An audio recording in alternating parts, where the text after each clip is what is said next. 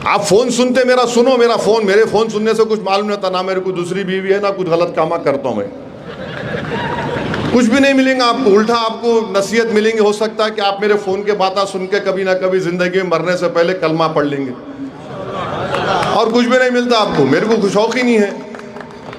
और आप इतने बातें सुनेंगे तो आपको तकलीफ भी होंगी, मैं कितना बात करता हूँ फ़ोन पे हुकूमत के ख़िलाफ़। और फिर मिज़ोरम में एक वैन डाइक अमेरिका का एक शहरी पकड़ा गया 6 यूक्रेनियन के साथ।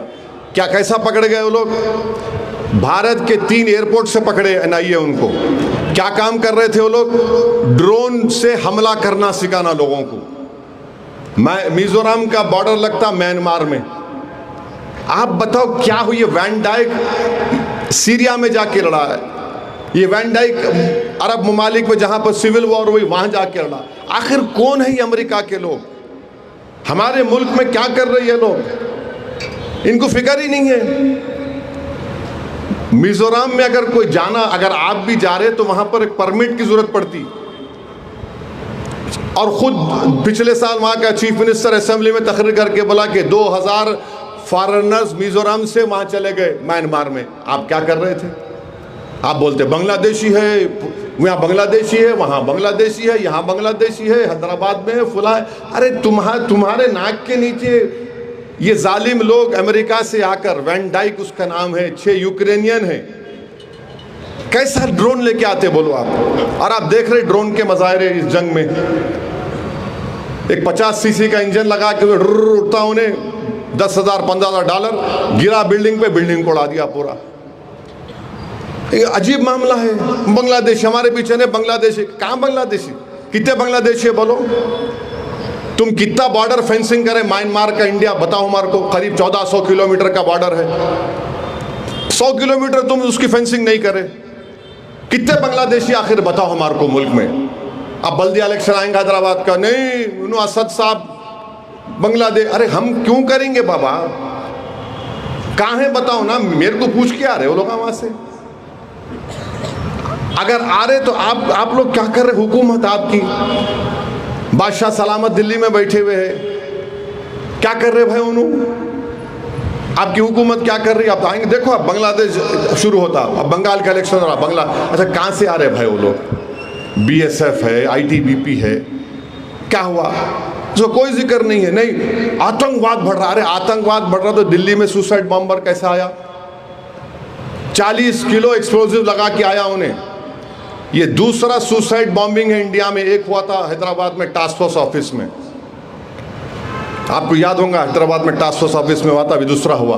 क्या कर रही थी भाई आपकी दिल्ली की पुलिस, हरियाणा की पुलिस, कश्मीर की पुलिस? वो गलती से, ये वहाँ के चीफ मिनिस्टर बोले कश्मीर के कि एक बच्ची की, एक जिस पे इल्ज़ाम लगा दहशतगर्दी का, दिल्ली के ब्लास्ट का, वो एक एक्यूज से इश्क करती थी, तो उन्होंने जो है उसको इश्क में दगा दे दिए। तो उन्हें गुस्से में आके जाके बोली, इन्हें देखो ये फर्टिलाइजर का जो आता है वो जमा कर रहा, बम ब्लास्ट बनाने वाला है। तो इनको मालूम हुआ।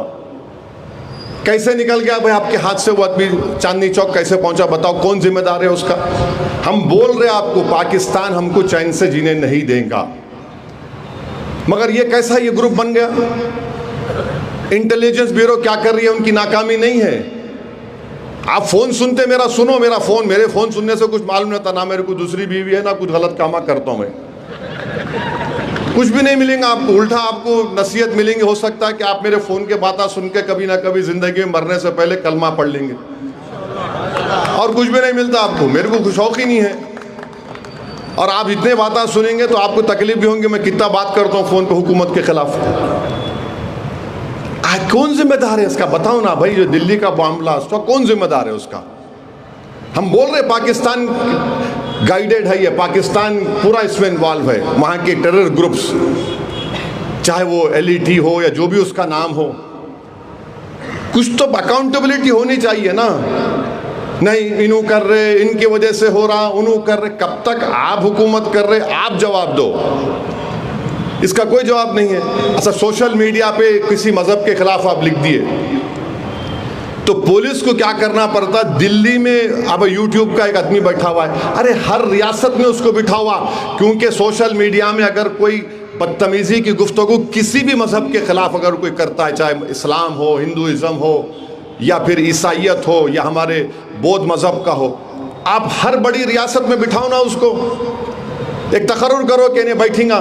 मीटी का जो हमारे इंफॉर्मेशन टेक्नोलॉजी के और वज़ारत दाखिला के लोग हैं, बिठाओ, आप हर रियासत में बिठाओ, हर हैदराबाद में बिठाओ, बेंगलुरु में बिठाओ, बड़ी बड़ी मुंबई में बिठाओ, सिर्फ दिल्ली में बैठा हुआ है उन्हें।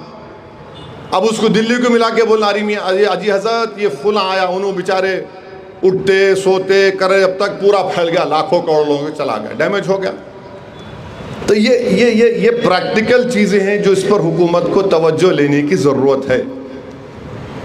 और पाकिस्तान इजराइल का छोटा भाई है, ना उन्हें चैन से जीने देता, अपने पड़ोस के लोगों को ना इन्हें जीने देते।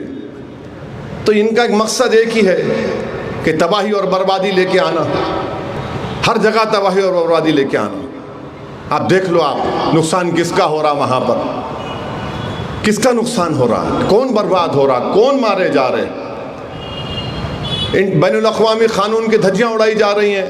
हम लोग कुछ नहीं बोल सक रहे, हम ना मजम्मत कर सक रहे, ना अरे ये अजीब इनकी फॉरेन पॉलिसी है। किसी से इश्क करे तो इश्क करे बोल के बोल भी नहीं सकते, किसी से नफरत करे तो उससे बोल भी नहीं सकते नफरत करता हूँ मैं तुम्हारे से। अजीब मामला है। ब्रिक्स की जिम्मेदारी हमारे पे है। अब ब्रिक्स का समिट होने वाला है, यूएई के लोग आएंगे, ईरान के लोग आएंगे, तो कैसा करेंगे आप? गले मिलते जाके उनसे हाथ पकड़ के कर सकते? नहीं कर सकते। तो ये चीज़ें जो है, ये बीजेपी आरएसएस को सोचना चाहिए। आप जो नेशनलिज्म का ड्रामा करते ना, वो नेशनलिज्म ये नहीं है कि गरीब परेशान हो जाए, ना उसको यूरिया की कमी होगी। अरे पूरा मेवा आप देखो, आज ये हमारे तरबूज खरबूज की कीमत देख लो आप, गिर गई पूरा। चावल, बासमती चावल की कीमत गिर गई। क्यों? जा रहा ही नहीं चावल बाहर कहीं भी। रमज़ान में चावल जाता, पूरे फ्रूट्स जाते थे, बम्बई के पोर्ट पे सड़ रहे। शोलापुर के किसान परेशान हैं, मगर कोई बम्बई के थिएटर में बैठ के कोई बोलता कसम खाओ मुसलमानों से कुछ नहीं खरीदेंगे।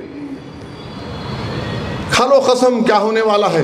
अब तुम खरबूज खाओ, संतरा खाओ, केला बचा तुम ला के खिलाओ लोगों को, मुंह खोल के ठोस के खिलाओ केला, उसके मुंह में डालो तो बोला था तू खा। नहीं, कुछ नहीं, नुकसान किसान का हो रहा ना, वो कोई मजहब का हो दो। कर्जे लेकर किसान अपने ज़राअत करते, फसल को निकालते, मगर फिक्र ही नहीं है, कोई फिक्र नहीं है। तो ये सब चीज़ें मुल्क में हैं। तो बहरहाल मैं आपको बाखबर करने के लिए ज़्यादा वक्त लिया हूँ।